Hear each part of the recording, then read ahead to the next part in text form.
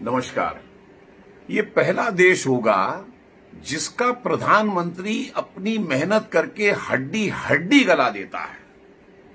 इसके बावजूद भी कुछ लोग पॉलिटिशियन अगर अपनी बात विरोध करे, समझ में आता है, उनकी तो दुकानदारी पिछले 7-8 साल से बंद हो गई। लेकिन अगर आम जनता का कुछ लोग अगर विरोध करते हैं तो बड़ा दुख होता है और तब ये महसूस होता है कि ये देश अंग्रेजों का और मुगलों का गुलाम कैसे बना था। अब आप खुद समझिए कि जिस देश के अंदर 1924 में टिटनेस का टीका इंट्रोड्यूस किया गया और भारत के अंदर वो पहुंचा 1978 में, एनसीफ्लाइटिस का टीका 1930 में इंट्रोड्यूस किया गया जापान के अंदर, जो भारत में पहुंचा 2013 के अंदर। 1955 में पोलियो का टीका इंट्रोड्यूस हुआ, भारत में पहुंचा 1978 में।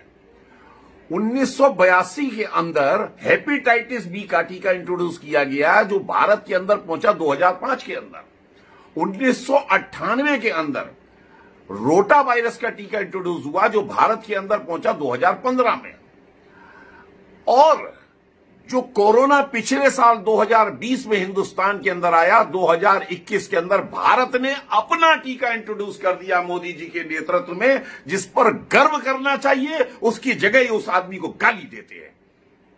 ऐसे हैं लोग। जिस आदमी को पूरे वर्ल्ड में 5 मोबी मुस्लिम कंट्री ने अपना सर्वोच्च नागरिक सम्मान पुरस्कार दिया हो, जिसको रशिया ने अपना सर्वोच्च नागरिक पुरस्कार सम्मान दिया हो, जिसको फिलिप कोटलर पुरस्कार मिला हो, जिसको यूएन ने चैंपियन ऑफ द अर्थ का पुरस्कार दिया हो, जिसको सियोल के अंदर शांति पुरस्कार मिला हो, जो भारत में किसी भी प्रधानमंत्री को नहीं मिला, उस पर गर्व करना चाहिए। उसकी जगह ये लोग नादानी में उसको गाली देते हैं।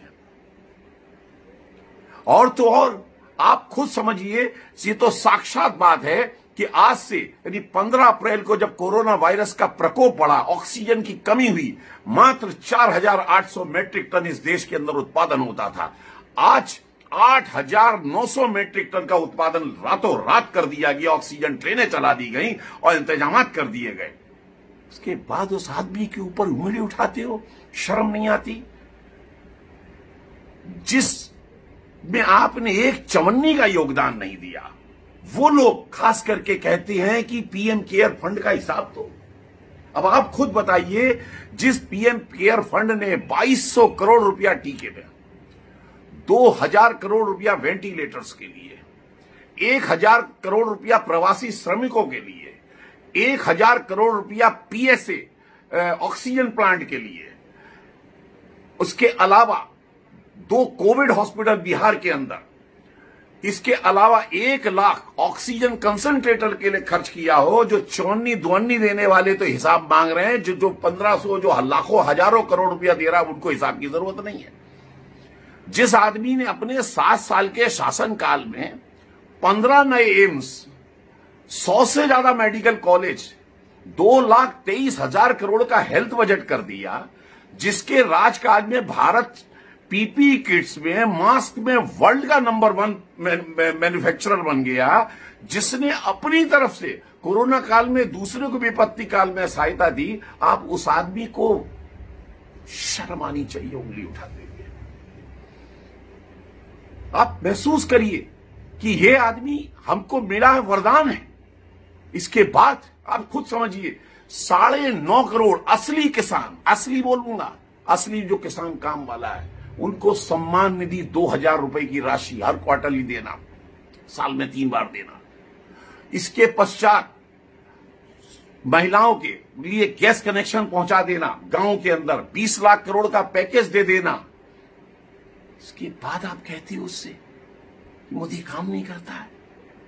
43,000 करोड़ रुपया जो आपने कर्जा, जो पुरानी सरकारों ने ईरान का हमारे देश के ऊपर रखा था,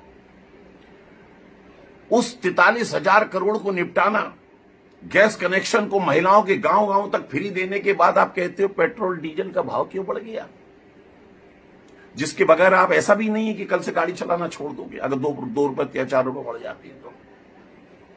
और जिन हथियार जो भारत के पास भी आपने कहा था कि हमारे पास पैसा नहीं है खरीदने के लिए, इस शख्स ने अपने शासनकाल में 4,26,000 करोड़ रुपए में 36 राफेल, 6 अरिहंत सबमरीन, 1 पनडुब्बी nuclear, 7.5 lakh assault rifle, 145 howitzer तोप और 5 एयर डिफेंस सिस्टम, जैसे कि आजकल आप देख रहे हैं कि जो इजराइल के अंदर है उसी तरीके से रशिया से S-400 आने वाला है।